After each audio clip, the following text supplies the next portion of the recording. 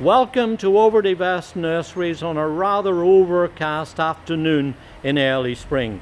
As you see, I've moved into one of our greenhouses here, and I wanted particularly to show you these wonderful varieties of basil.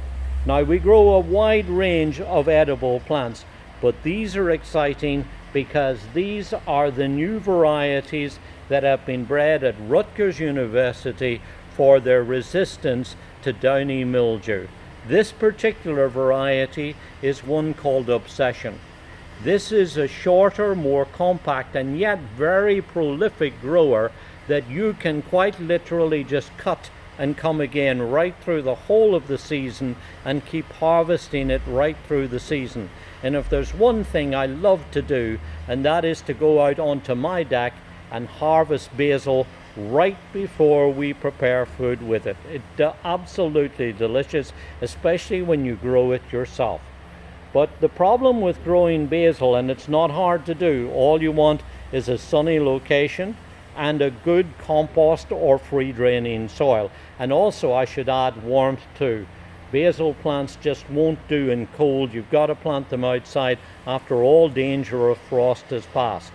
But outside of that, they're really very easy to grow, except for one thing, and that happened in 2007 when they first identified this dreaded disease called Downy Mildew. It devastated crops right up the whole of the East Coast and across our region too, including my basil plants.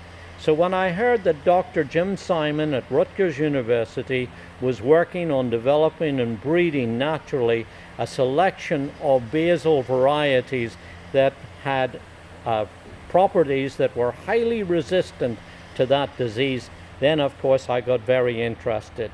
And together with his colleagues Robert Pine and Andy Wynant, he put together a package where there's 4 different varieties, of which this one, Obsession, is one that I'm particularly fond of.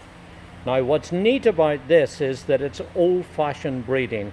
There's no GMO, there's no genetic engineering, nothing like that.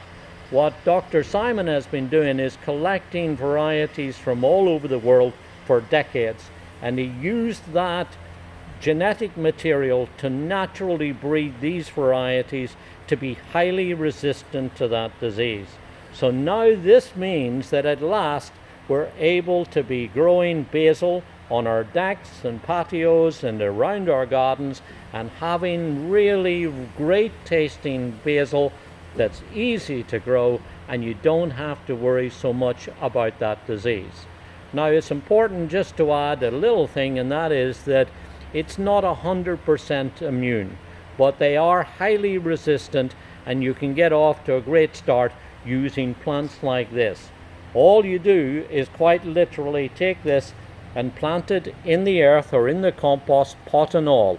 The pot will biodegrade, these roots will grow out here through the slots, and it'll get off to a perfect start, and then you can start harvesting all of this delicious basil.